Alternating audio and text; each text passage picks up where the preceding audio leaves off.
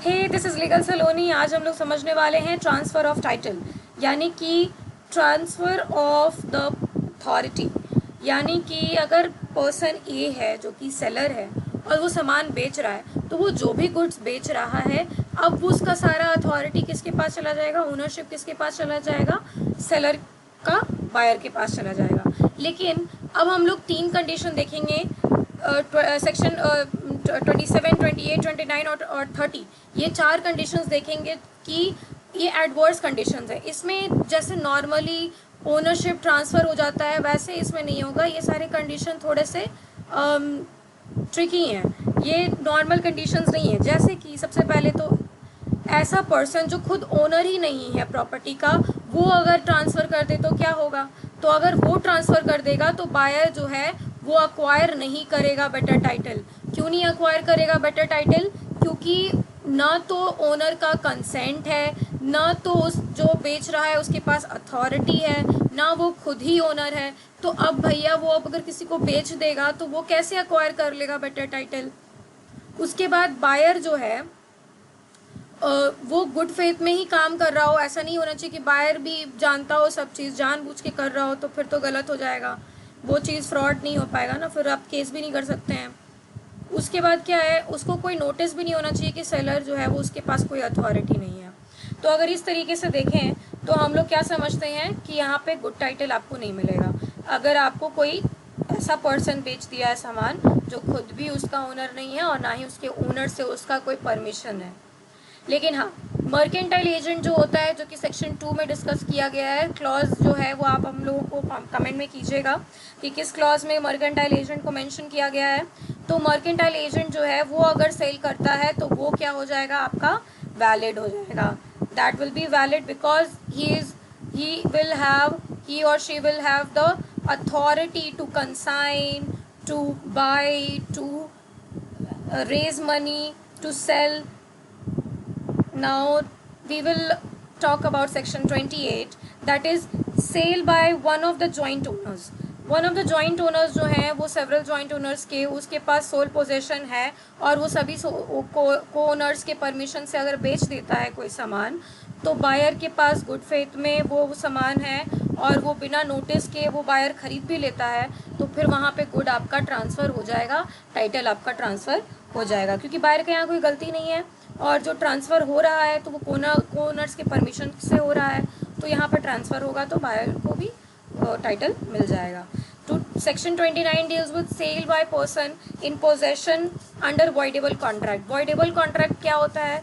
तो जब हम लोगों का कोवर्जन होता है, जब हम लोगों का फ्रॉड होता है, मिसरिप्रेजेंटेशन होता है,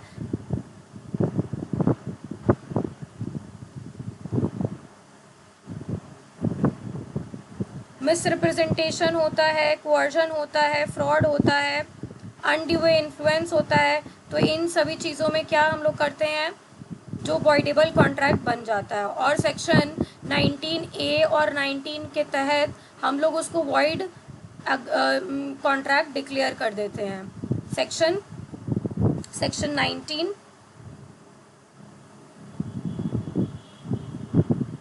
so I have to buy a tab so that I can write easily. Section 19 जो है और 19A ये दोनों टॉक करते हैं किसके लिए भाई, किसके लिए बात कर रहे हैं, तो वॉइडेबल कॉन्ट्रैक्ट के बारे में बात कर रहे हैं। So I have just written A. So section 19 and section 19A deals with the void contract. That means a contract which can be made void by one of the parties. जिस भी party के साथ fraud हुआ है, अगर उसकी मर्जी हो तो वो कॉन्ट्रैक्ट क्या हो जाता है, void हो जाता है, खारिज हो जाता है, वैसा कॉन्ट्रैक्ट का कोई वैल्यू नहीं रहेगा। अब यहाँ पे क्या बात करता है कि सेलर जो है, सेलर जो गुड्स का है, वो क्या करता है, पोजेशन ले लेता है, यही गलत काम करके, डरा धमका के, फ्रॉड करके, इन्फ्लुएंस करके ले लेता है और उसके बाद उसको बेच देता है। तो वो जब बेचता है उस समय में वो रिसेंडेड नहीं होता है, यानी नहीं टूटता है अगर वैसा कॉन्ट्रैक्ट, तो बायर के पास क्या है, गुड टाइटल आ चुका है।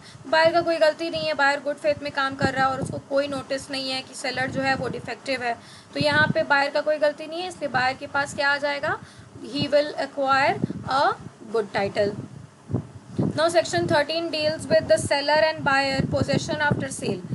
सेल होने के बाद भी कंटिन्यू अगर कर रहा है पोजेशन, जो भी पर्सन बेचा है वो, यानी कि सेलर, और उसी के पास डॉक्यूमेंट ऑफ टाइटल भी है, और वो क्या करता है उस गुड्स को और उस टाइटल को डिलीवरी कर देता है, चाहे वो सेल के रूप में करे या फिर प्लेज यानी कि गिरवी रख के करे, या किसी भी तरीके का डिस्पोजिशन अगर कर देता है किसी भी पर्सन को, तो वो पर्सन को टाइटल चला जाएगा।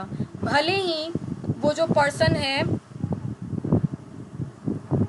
वो पर्सन जो है वो गुड फेथ में काम कर रहा हो और वो नोटिस नहीं लिया हो कि इसके पास टाइटल है कि नहीं है, इसके पास चीज़ें हैं कि नहीं है, उसके पास क्या आ जाएगा, गुड टाइटल आ जाएगा। जो भी पर्सन लिया है उसके पास क्या आ जाएगा, गुड टाइटल आ जाएगा।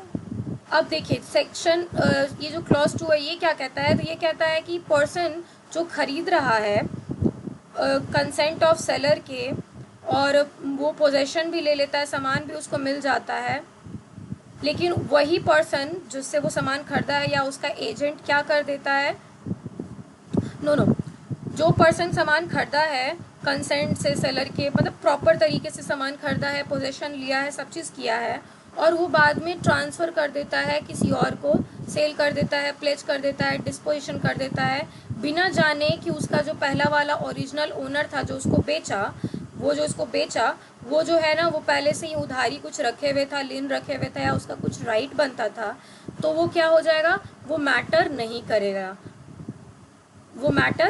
करेगा। इस तरीके से समझिए कि अगर कोई पर्सन है ए और एक पर्सन है बी, अब ये जो है इसको ये सामान बेच दिया, और ये भी बहुत अच्छी तरीके से परमिशन से सेलर के सब चीज़ खरीद लिया। अब ये क्या करता है, अब ये भी इसको बेच देता है या उधारी दे देता है पर्सन सी को, तो क्या होगा, ये जो पर्सन है कुछ गिरवी रख के लीन वीन इसका प्रॉपर्टी में था, या जो भी वो गुड्स है उसमें इसका कुछ उधारी बाकी था, तो ये उधारी बाकी होने से या उसका कोई राइट होने से कोई फ़र्क नहीं पड़ता है कि ये जो पर्सन है हमारा बी, वो उसको कोई फ़र्क नहीं पड़ेगा और सी को भी कोई फ़र्क नहीं पड़ेगा ओरिजिनल पर्सन के कोई भी राइट से। क्यों? क्योंकि यहाँ पे तो प्रॉपर डिस्पोजिशन हो ही चुका है, प्रॉपर सेल हो ही चुका है। अब जब सेल हो गया, आप हमको कुछ बताए भी नहीं, तो अब हमको कोई मतलब नहीं है कि आपका वहाँ पे उधारी था कि नहीं था। In good faith, without notice of lien or other right of original seller, effect as not such right exist। ऐसे ही काम चलते रहेगा जैसे कि वो राइट एग्जिस्ट नहीं करता था, क्योंकि इसको बताया ही नहीं गया, इसको नोटिस ही नहीं मिला था कि सच में इस प्रॉपर्टी पे कोई राइट है, और ये तो बेच दिया। तो जो पर्सन सी है वो इसको नहीं तंग कर सकता है या नहीं बोल सकता है, क्योंकि इसको तो खुद पता नहीं था। चलिए, तो हम लोग बहुत सारा चीज़ समझ चुके हैं, और सेक्शन 30 थोड़ा कॉम्प्लिकेटेड भी था। हम लोग एक बार फिर से देख लेते हैं जल्दी से। तो अगर कोई पर्सन गुड टाइटल अक्वायर कर लेता है, तो कैसे अक्वायर कर लेता है, तो वो गुड फेथ में काम कर रहा है और बिना नोटिस के काम कर रहा है, और वो पर्सन जो कंटिन्यू कर रहा है पोजेशन, वो पर्सन क्या कर देता है, डिलीवरी कर देता है, अगर सेल वेल कर देता है अगर, तो फिर जिस भी पर्सन को सामान मिल रहा है उसके पास गुड टाइटल होगा। सेल होने के बाद भी इसमें क्या है, सोल्ड होने के बाद भी वो पर्सन के पास पोजेशन में वो सामान है। मान लीजिए ए ने सामान बेच दिया, लेकिन फिर भी इसके पास अगर कोई सामान है, तो वो सामान जो है वो अगर वो फिर किसी को बेच देता है, सिर्फ ये पर्सन ए है और इसने सामान को बेच दिया बी को,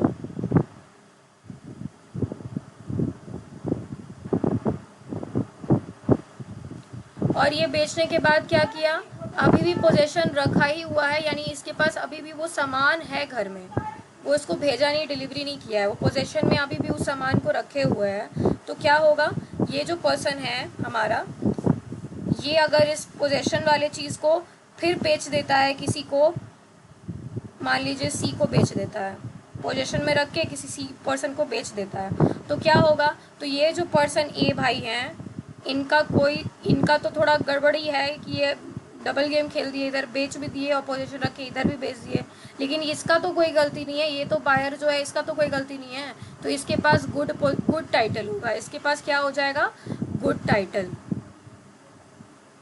he will have good title, GT, good title. So now you can understand जो सेक्शन 1 है और सब सेक्शन 2 है वो सब इजी है, बस थोड़ा सा कॉम्प्लिकेटेड था क्योंकि यहाँ पे लिन जो है वो बचा हुआ है और इसको पता नहीं है और ये किसी और को भेज दिया, तो इसका कोई गलती नहीं है, इसके पास गुड टाइटल है, इसके पास भी गुड टाइटल है। Thank you so much for watching legal Saloni. Follow कीजिए, सब्सक्राइब कीजिए, इंस्टाग्राम पे भी अवेलेबल हैं और वहाँ भी आप हमसे बात कर सकते हैं। Thank you so much.